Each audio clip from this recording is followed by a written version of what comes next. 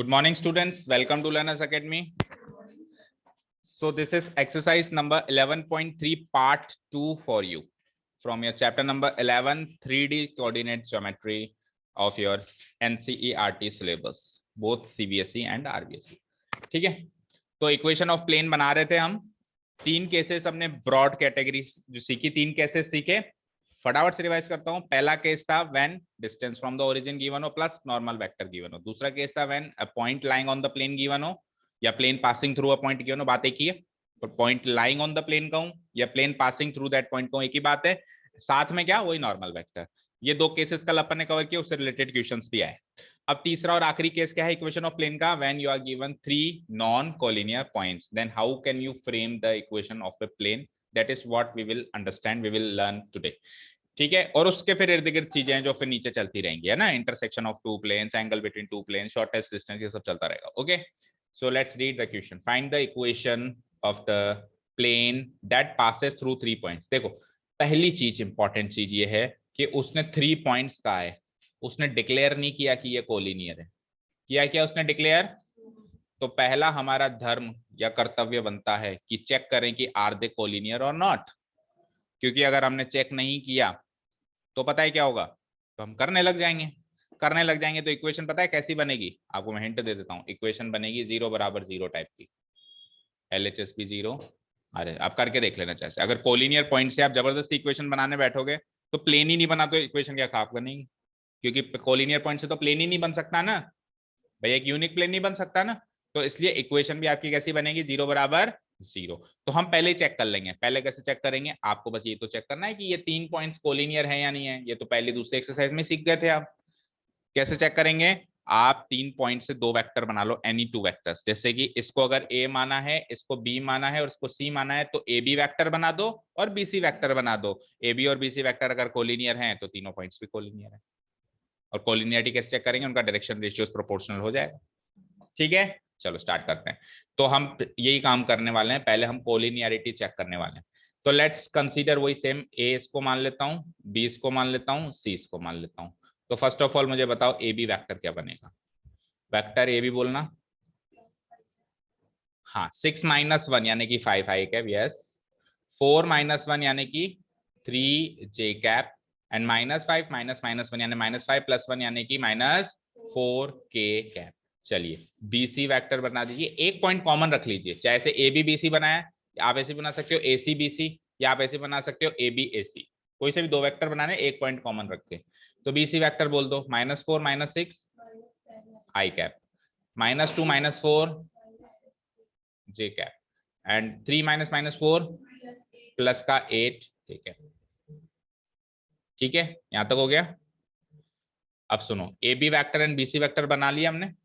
अब अपन क्या करने वाले हैं, इनके डायरेक्शन रेशियो चेक करने वाले हैं। तो यू कैन क्लियरली सी, अगर मैं इसको A1 B1 C1 मान लूं, भाई यहां से A1 मान लो आप 5 डायरेक्शन रेशियोज, B1 मान लो आप क्या 3, एंड C1 मान लो आप क्या -4, और यहां से A2 मान लो आप -10, B2 मान लो आप क्या -6, एंड C2 मान लो आप क्या 8।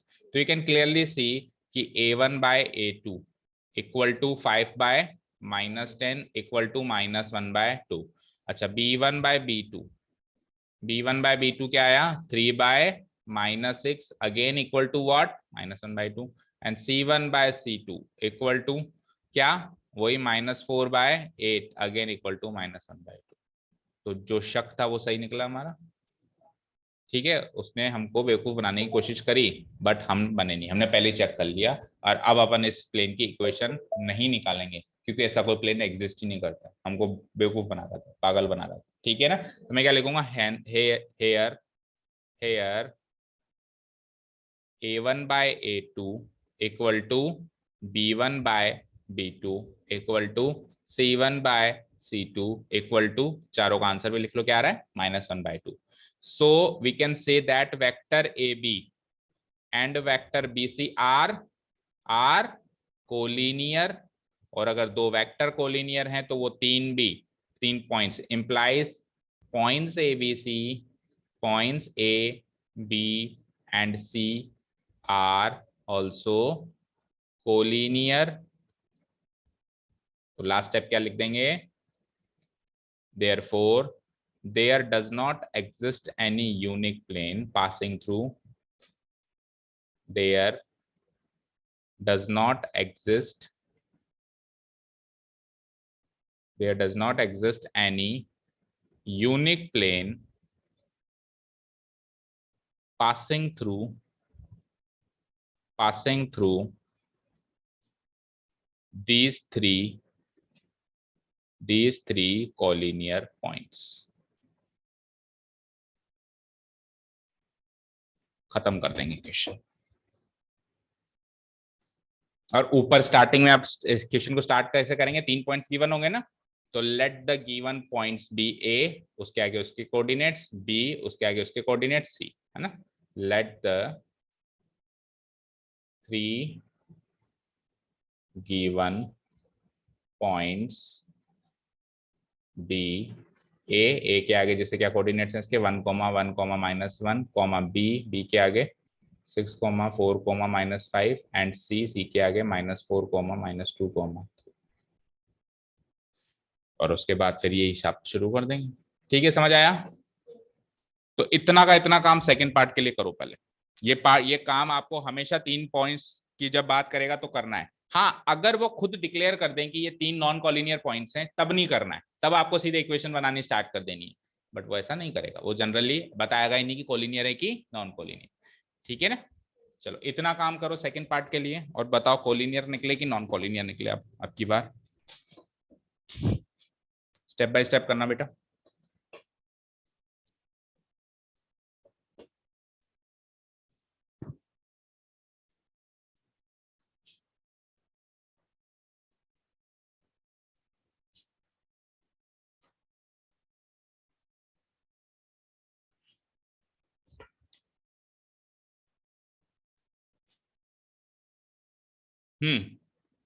तो tell me the points A B and C, 3 points बता दीजिए फटाफट। बोलो ए के कोऑर्डिनेट्स क्या हैं, 1, 1, 0, बी के 1, 2, 1, सी के कॉमा -1 लास्ट में। चलो अगला काम क्या करेंगे, तो गिवन पॉइंट्स हो गए, क्या काम करेंगे, we will find vector A B, vector B C, और फिर फाइंड करेंगे उनकी कोलिनियरिटी, चेक करेंगे उनकी कोलिनियरिटी। तो A B 1, -1 0 I cap, right, 2, -1 plus J cap, simply 1 J cap लिखो तो ठीक, नहीं तो जे कैप भी लिख सकते हो, और अगर 1 लिखते हो तो फिर डॉट लगा देना ना, 1 dot J cap 0 dot I cap, और फिर आ जाइए आप यहाँ पे 1 -0 यानी कि वही 1 के कैप। तो उस हिसाब से हमारे A1 B1 C1 आ चुके हैं।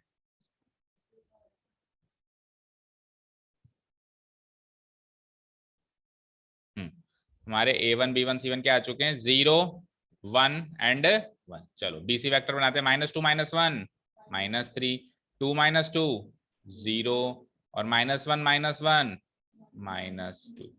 ठीक है, तो A2 आ गया -3, देन 0, देन -2। चेक करो A1 by A2, B1 by B2 and C1 by C2।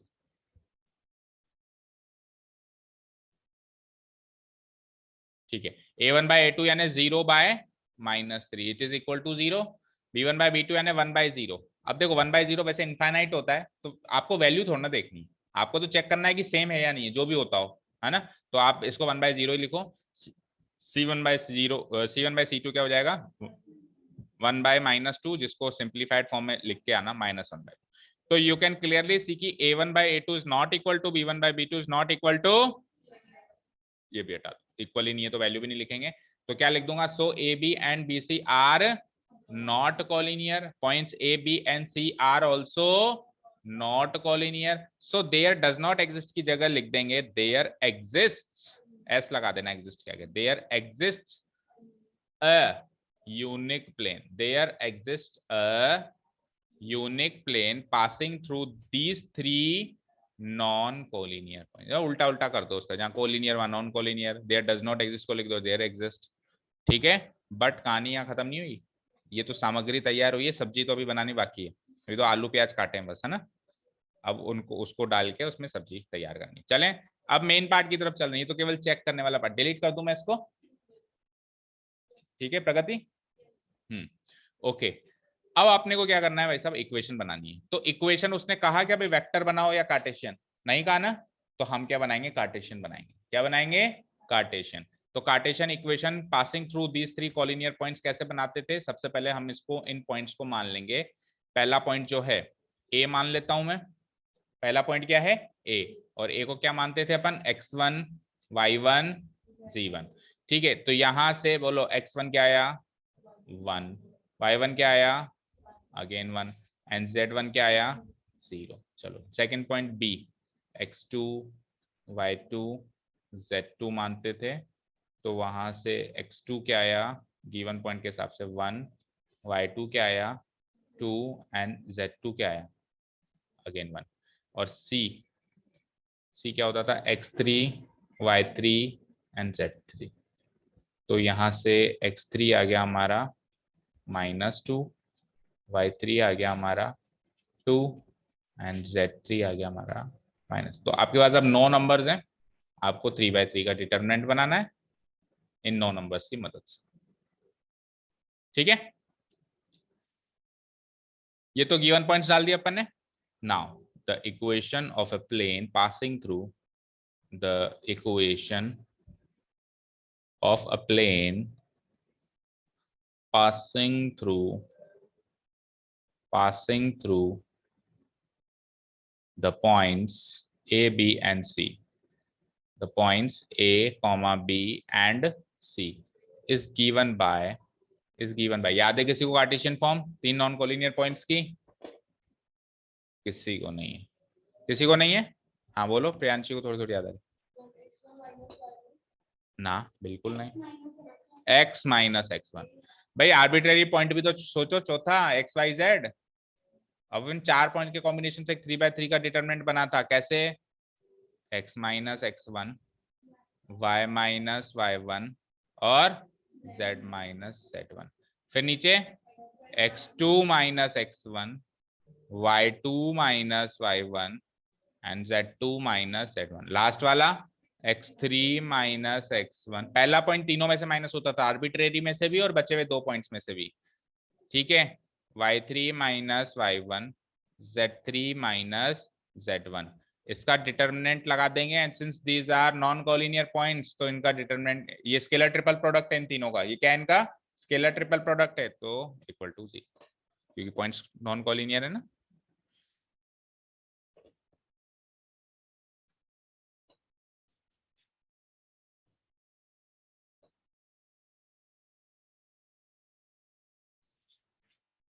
ठीक है, आपको याद हो तो वेक्टर फॉर्म में ऐसे बनती थी, देखो vector R minus vector A का dot product, vector B minus vector A और vector C minus vector A के क्रॉस प्रोडक्ट के साथ इक्वल टू 0। ये होती थी vector equation of three non collinear points, जहां पे ए बी और सी क्या होते थे, position vectors of the 3 points given points, और आर वेक्टर वही एक्स वाई जेड।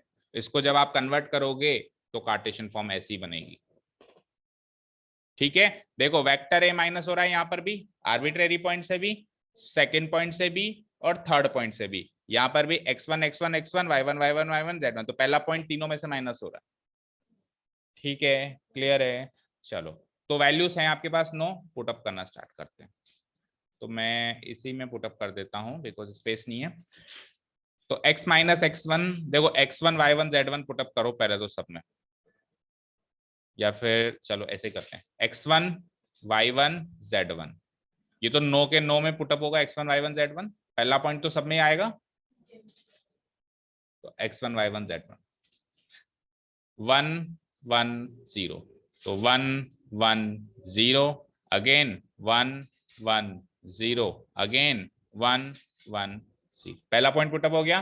दूसरा पॉइंट कहाँ पुटअप होगा, सेकंड रो में x2 y2 z2। पुटअप करो x2 y2 z2, क्या है 1 2 1 1 2 1, और x3 y3 z3 will be put on the third row of this 3/3 determinant.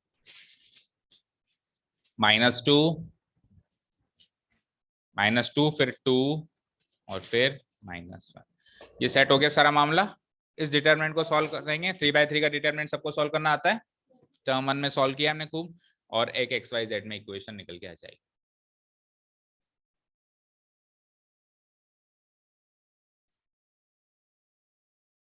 ठीक है, अब देखो मैं ऊपर कर देता हूँ इसके आगे का पार्ट।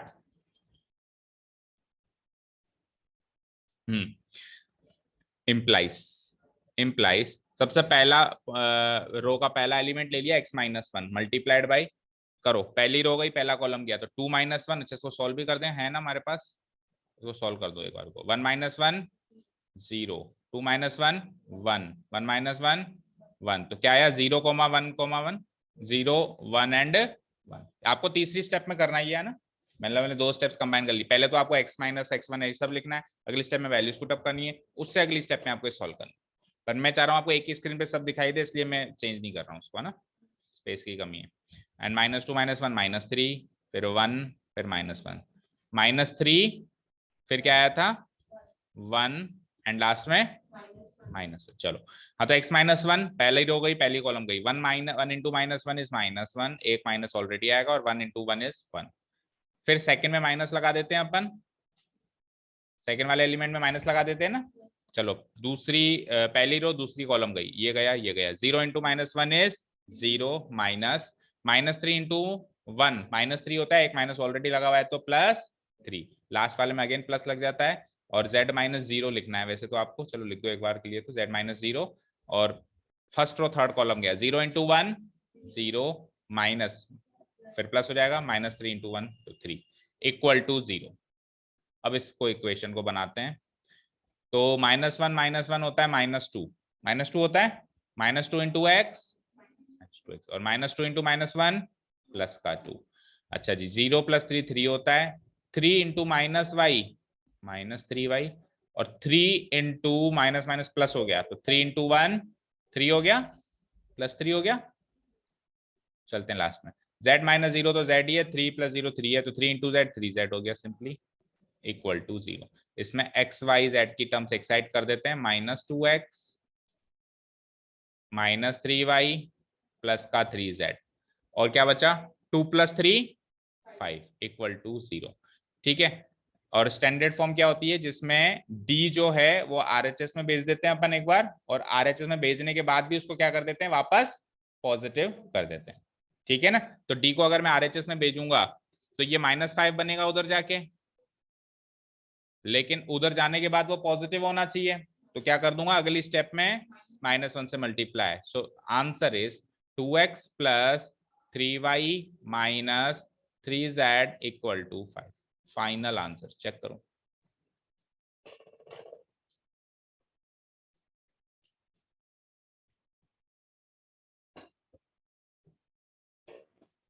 सही है। 2x + 3y - तो ये इस प्लेन की इक्वेशन बन जाएगी जो 3 गिवन पॉइंट से पास करेगा, नॉन कोलिनियर पॉइंट्स। ठीक है,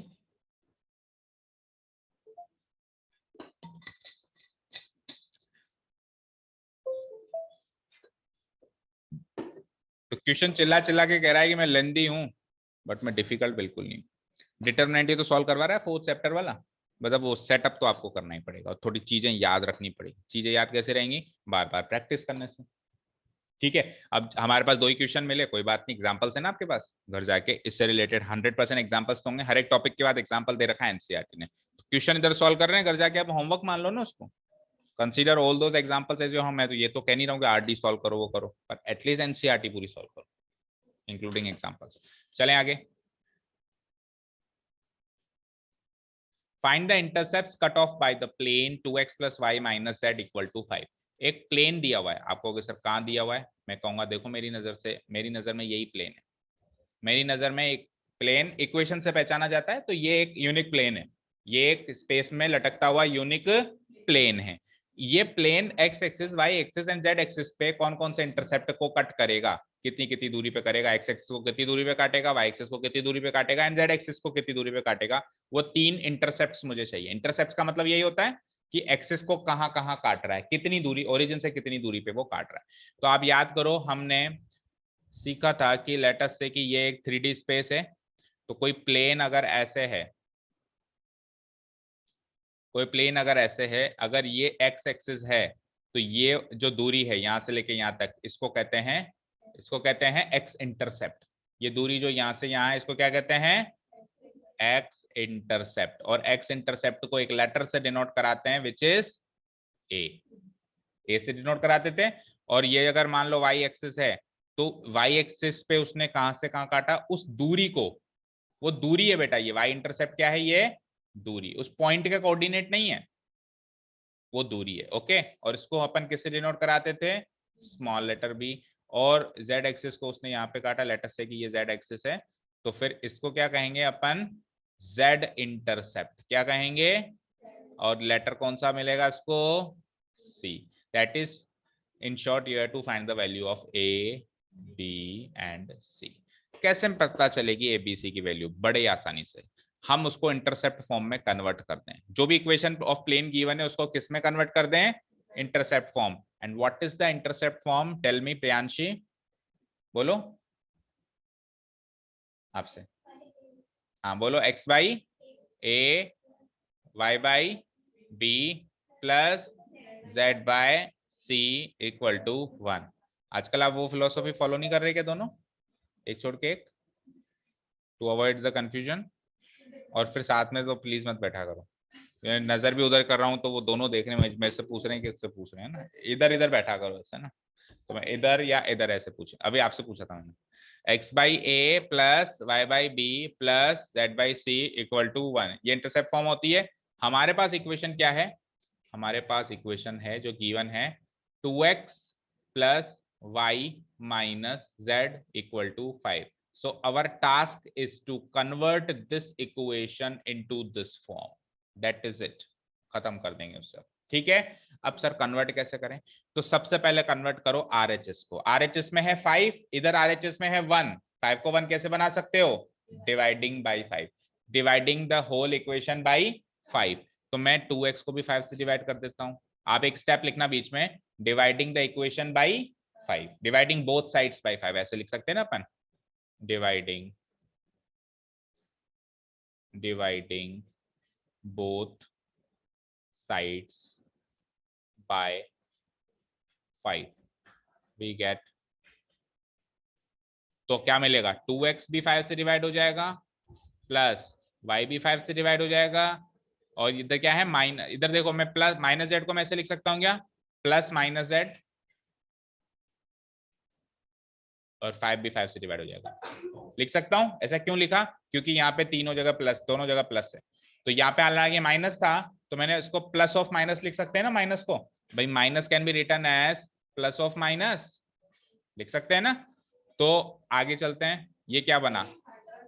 5/5, सॉरी 5/5। ठीक है, और 5/5 को मैं सिंपली 1 लिख दूंगा अगली स्टेप। ठीक है, यहां तक हो गया। अब इसमें और इसमें कमी बताओ, क्या ये पूरी इस फॉर्म में दिखाई दे रही है? 5/5 तो खैर 1 हो ही जाएगा। क्या इस फॉर्म में दिखाई दे रही है? दिखाई दे रही है आपको? और ध्यान से देखना जरा, बस ये 2 ही तो आ रहा है, तो वही तो दिक्कत कर रहा है।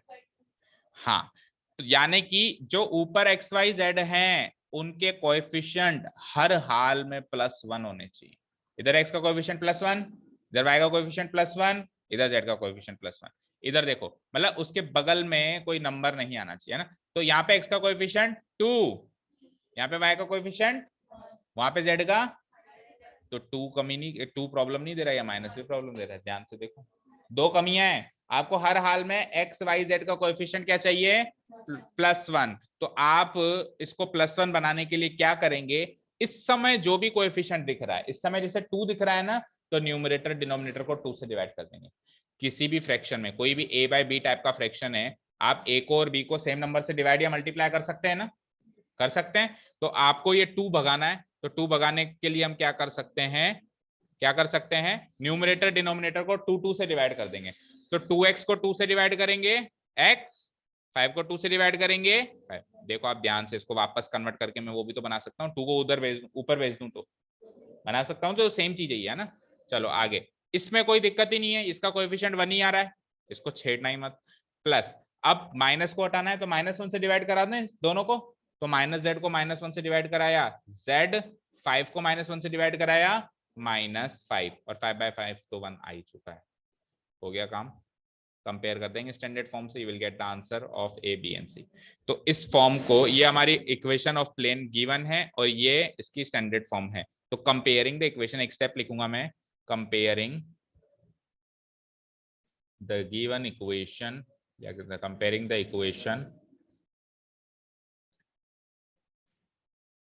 with the standard form, with the standard equation of a plane in intercept form, in intercept form, that is intercept form। ये लिख दूंगा मैं, फिर इंटरसेप्ट फॉर्म ये लिख दूंगा। आपको ये प्लेन वेल बनाने की जरूरत नहीं है, तो आपको समझाने के लिए था, ठीक है ना। इंटरसेप्ट फॉर्म दैट इज, फिर इंटरसेप्ट फॉर्म लिख देना आप आगे कि क्या है इसकी इंटरसेप्ट फॉर्म, लिख दी।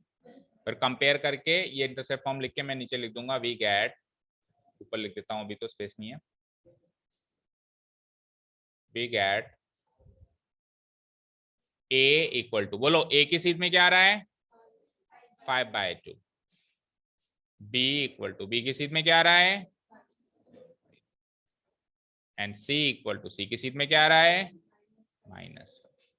ठीक है, मिल गया तीनों इंटरसेप्ट। यही तो तीन इंटरसेप्ट है। ए तो क्या है हमारा एक्स इंटरसेप्ट, वाई क्या है हमारा, बी क्या है हमारा वाई इंटरसेप्ट, और सी क्या है हमारा जेड इंटरसेप्ट। देखो आंसर। हाँ, ये एबीसी मैग्नीट्यूड में एग्जैक्ट नहीं आ सकते, इन एक्स के जो कोएफिशिएंट्स है वो आते थे। तो देखो यहाँ पे ए की वैल्यू 5/2 है ना, लेकिन एक्स का कोएफिशिएंट तो 2/5 है, तो मैग्नीट्यूड में 2/5 आएगा ना, 5/2 थोड़ा है। तो ये एबीसी उसमें एग्जैक्टली नहीं आ सकते, उनको एक्स का कोएफिशिएंट, वाई का कोएफिशिएंट, सी का कोएफिशिएंट बनाओ, तब वो एबीसी हैं, तब वो capital A capital B capital C हैं, जो कि इसके नॉर्मल वेक्टर के स्केलर कंपोनेंट्स हैं। ठीक है, क्लियर। ठीक है, तो लास्ट में क्लोजिंग स्टेटमेंट लिख देंगे हम, सो एक्स इंटरसेप्ट, या फिर सीधे लिख सकते हो ऐसे, intercepts cut off by the given plane, intercepts cut off by the given plane are, पहला इंटरसेप्ट क्या आया 5/2, दूसरा 5 एंड तीसरा क्या आया -5। आंसर। और इनको इसी ऑर्डर में लिखेंगे हम, पहले एक्स इंटरसेप्ट, बाद में वाई इंटरसेप्ट, और लास्ट में जेड इंटरसेप्ट। ठीक है, चले आगे, चले, चलो नेक्स्ट। तो इंटरसेप्ट फॉर्म तो सबसे आसान काम है। Question number 8, find the equation of the plane, ये लो इंटरसेप्ट फॉर्म का इक्वेशन पूछ लिया आपसे, with intercept 3, with intercept 3 on the y axis and parallel to ZOX plane and parallel to ZOX। Question समझ में आया, समझ गए, बोलो क्या समझे। y एक्सिस पे तो वो 3 सेंटीमीटर या 3 यूनिट की दूरी पे कट कर रहा है वो प्लेन, है ना, और वो प्लेन जो है ZOX, जो आपका कोऑर्डिनेट प्लेन, 3 कोऑर्डिनेट प्लेन होते हैं, XOY, YOZ और ZOX। इन 3 कोऑर्डिनेट प्लेन में से वो जो कोऑर्डिनेट प्लेन ZOX है उससे वो क्या है पैरेलल है। तो ऐसा एक कोई प्लेन रहा होगा, उस प्लेन की इक्वेशन बताओ, ये क्वेश्चन है। ठीक है, एक छोटा सा डायग्राम बनाते हैं, कोशिश करना समझने की।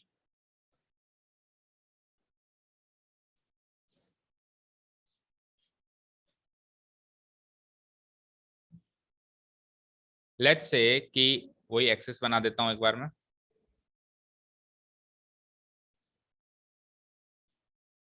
एक्स वाई एंड, पहले तो ZOX प्लेन की बात कर रहा हूं मैं, ये O है हमारा ना, तो ZOX जो प्लेन है, इमेजिन करो, इमेजिन ये वाला प्लेन रहा होगा,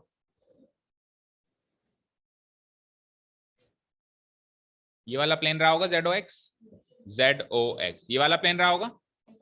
इस दीवार पे अगर अपन सोचें तो देखे, ये अगर मान लो एक्स एक्सिस है, ये अगर वाई एक्सिस है, और ये जेड एक्सिस है, तो ZOX चाहिए, ZOX यानी ये सामने वाली दीवार, ये सामने वाली दीवार जो इस तरीके से अपने को 2D में ड्रॉ किया तो ऐसे दिख रही है आपको, तो ये ZOX प्लेन है। अब केवल अगर एग्जैक्टली जेडो एक्स प्लेन की बात करता, मैं कहता जेडो एक्स प्लेन की इक्वेशन बताओ, तो आप सोचो जेडो एक्स प्लेन पे कोई भी पॉइंट, एक ऐसी इक्वेशन लिखनी है आपको एक्स वाई जेड की फॉर्म में कि इस दीवार पे लाया होने वाला हर एक पॉइंट उसको सेटिस्फाई करे। तो इस जेड ओ एक्स प्लेन पे जेड कोऑर्डिनेट कुछ भी हो सकता है, एक्स कोऑर्डिनेट भी कुछ भी हो सकता है, बट वाई कोऑर्डिनेट हर हाल में 0 रहेगा। ओरिजिन वो है, वाई कोऑर्डिनेट ऐसे चलता है भाई, इससे जितना दूर हो, इससे दूर गया ही नहीं ना, उस दीवार पे चिपका हुआ है, ओरिजिन से दूर वाई एक्सिस पे तो आया ही नहीं, नहीं आया। तो इस जेड ओ एक्स प्लेन पर y coordinate will always be 0। तो जेड ओ एक्स प्लेन की इक्वेशन हो जाती है y इक्वल टू 0, बस दैट्स इट। ये जेड ओ एक्स प्लेन की इक्वेशन है। किसकी इक्वेशन है? क्योंकि जेड ओ एक्स प्लेन पे लाया होने वाला करोड़ों अरबों पॉइंट में से हर एक पॉइंट y इक्वल टू 0 को सेटिस्फाई करता है। उस हर एक पॉइंट की जो कोऑर्डिनेट्स है उसका y कोऑर्डिनेट सबका क्या है? 0। जेड कोऑर्डिनेट कुछ भी हो सकता है, एक्स कोऑर्डिनेट कुछ भी हो सकता है, बट y कोऑर्डिनेट 0। ठीक है, अब एक चीज और याद रखना, 2D के अंदर 2D के अंदर y इक्वल टू 0 जो रिप्रेजेंट करती थी वो किसको रिप्रेजेंट करती थी? एक्स एक्सिस को रिप्रेजेंट करती थी। किसको रिप्रेजेंट करती थी? लेकिन 3D के अंदर y इक्वल टू 0 किसको रिप्रेजेंट करेगा? जेड ओ एक्स प्लेन को रिप्रेजेंट करेगा। फर्क है, 2D के अंदर भी y इक्वल टू 0 एक इक्वेशन होती थी, बट वो किसको रिप्रेजेंट करती थी? एक्स एक्सिस को, क्योंकि एक्स एक्सिस पे y कोऑर्डिनेट सबका सारे पॉइंट्स का y कोऑर्डिनेट 0 है। लेकिन 3D के अंदर y इक्वल टू 0 किसको रिप्रेजेंट करेगा? जेड ओ एक्स प्लेन को। और x इक्वल्स टू 0 किसको रिप्रेजेंट करेगा बताना? y o z प्लेन को। और z इक्वल्स टू 0 किसको रिप्रेजेंट करेगा? x o y प्लेन को। ठीक है, डिफरेंस यहां तक समझ आया? तो लेकिन हमसे उसने जेड ओ एक्स प्लेन की इक्वेशन थोड़ा ना पूछी है, हमसे तो उसने एक नया प्लेन बनवाया है, और नया प्लेन बनवाया है वो ऐसा बनवाया है जो इस प्लेन के पैरेलल हो। अब आप खुद सोचो, इस प्लेन के पैरेलल तो ऐसे प्लेन खूब सारे हो सकते हैं। एक प्लेन ये हो गया, इसके पैरेलल दिखाई दे रहा है, एक और हो गया ऐसे ऐसे ऐसे ऐसे ऐसे, जैसे ये दीवार है, दीवार के पैरेलल एक और दीवार, दीवार के पैरेलल एक और, ऐसे ऐसे ऐसे, इस दीवार के पीछे वाली दीवार। तो इस प्लेन के पैरेलल बहुत सारे प्लेन हो सकते हैं ना। हमसे कौन सा पूछा है उसने? जो वाई एक्सिस को 3 पे काट रहा हो। मान लो वाई एक्सिस पे 3 यहाँ आ रहा है, वाई एक्सिस पे लेटर सपोज करो वो पॉइंट यहाँ पर है 3 वाला, दैट मीन्स हमसे एक ऐसा प्लेन पूछा है जो इस पे 3 पे काट रहा हो और इसके पैरेलल।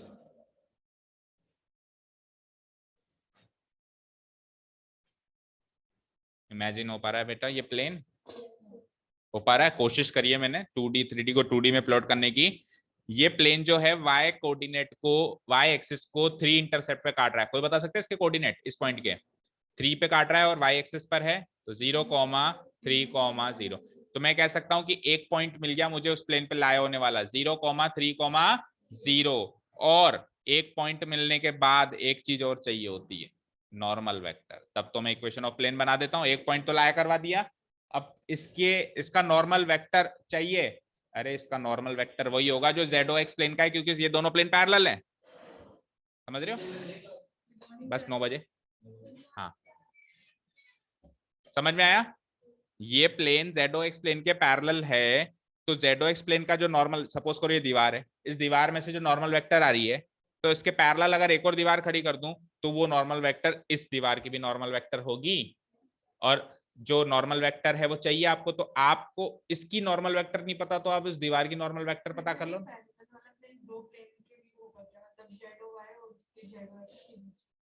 नहीं, जेड ओ वाई तो कोई जेड ओ वाई आप खुद सोचो कौन है जेड ओ वाई? ये वाली दीवार है, जेड ओ वाई ये वाली दीवार है, जेड ओ एक्स ये है, और एक्स ओ वाई ये फर्श है। ऐसे 3 प्लेन है, 1 2 3, तीनों प्लेन एक दूसरे से परपेंडिकुलर है। ये इसके परपेंडिकुलर, ये इसके परपेंडिकुलर, ये इसके परपेंडिकुलर, इसके बीच में नहीं कह सकते आप, है ना? ठीक है, चलो अब आपका काम क्या रह गया? जेड ओ एक्स प्लेन की नॉर्मल वेक्टर निकालना, ये काम रह गया आपका। बताओ कैसे निकालेंगे? जेड ओ एक्स प्लेन की नॉर्मल वेक्टर कैसे निकालेंगे?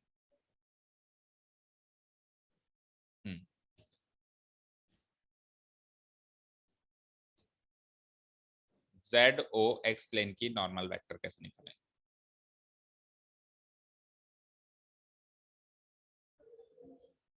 जेड ओ एक्स प्लेन, अगर मैं आपको किसी प्लेन की इक्वेशन दे दूं तो वहां से उसका नॉर्मल वेक्टर निकाल लोगे। ए बी और सी तो है, नॉर्मल वेक्टर निकालना मतलब नॉर्मल वेक्टर के रेशियोस निकालना, ए बी और सी निकालना। जैसे मान लो मैंने आपको प्लेन दे दिया 3x plus 2y plus z plus 10 equal to 0, तो मैंने कहा इसका नॉर्मल वेक्टर निकालो, यानी कि इसके ये निकाल के बताओ 3 2 1, यही तो इसके नॉर्मल वेक्टर के डायरेक्शन रेशियोज हैं। ठीक है, तो जेड एक्स प्लेन की नॉर्मल वेक्टर मैंने दे तो दिया आपको, और कैसे दूं, ये y इक्वल टू 0 ही तो है जेड एक्स प्लेन की इक्वेशन, तो इसको क्या लिख सकते हो आप, y इक्वल टू 0 है, तो y इक्वल टू 0 का मतलब 0x plus 1y plus 0z equal to 0, यही तो इक्वेशन बनी इसकी। y इक्वल टू 0 को ऐसे नहीं लिख सकते क्या? ठीक है, तो क्या निकले इसके 0 1 0, तो ये तो हो गए नॉर्मल वेक्टर के डायरेक्शन रेशियोज, यानी a b c, और पॉइंट हो गया वो। बताओ, इक्वेशन ऑफ ए प्लेन बनानी है जो एक पॉइंट से लाया करती है, और नॉर्मल वेक्टर ये कैसे बनाते थे, x minus vector a dot vector n equal to 0। a तो क्या है 0 3 0, n क्या है ये 0 1 0, और इक्वल टू 0 रखना है। समझ आया? समझ आया क्या? ठीक है, बना दो फटाफट। और फिर एक डायरेक्ट तरीका और है इसका, ये तो है बेसिक तरीका, और एक डायरेक्ट तरीका और। x लिख दिया, सॉरी मैंने वहां पे r आएगा ना,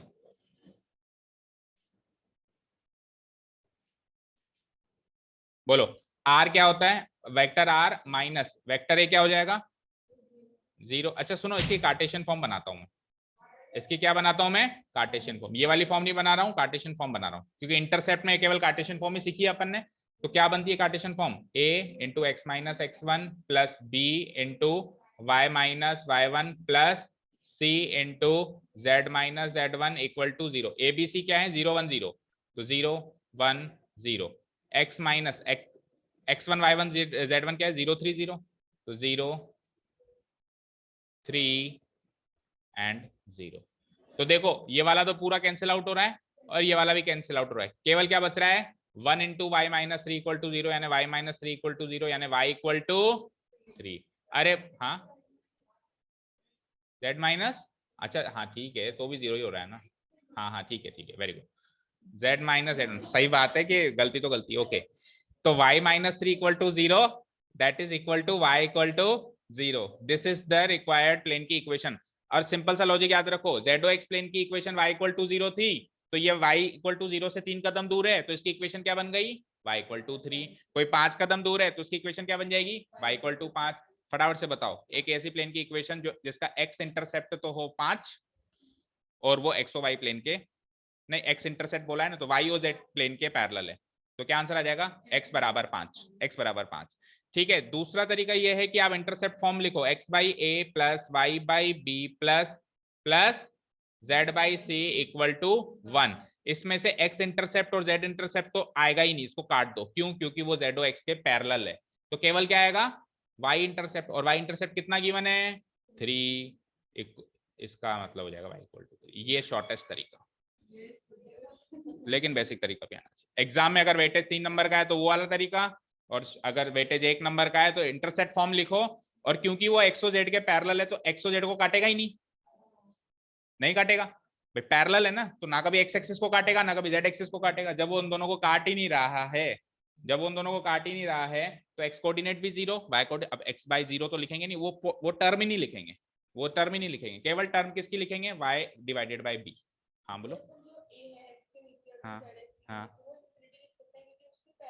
उसके पैरेलल है, कुल मिला के लिखेंगे ही नहीं, इतना सोचेंगे नहीं, x बाई a वाली टर्म ही नहीं लिखेंगे, और z बाई c वाली टर्म ही नहीं लिखेंगे, केवल y डिवाइडेड बाई b, और y इंटरसेप्ट कितना है 3, तो y divided by 3 equal to 1, that is y equal to 3। ठीक है, that is it.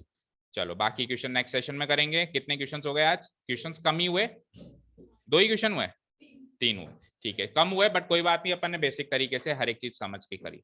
Thank you so much for listening to us, have a nice day, keep learning and bye.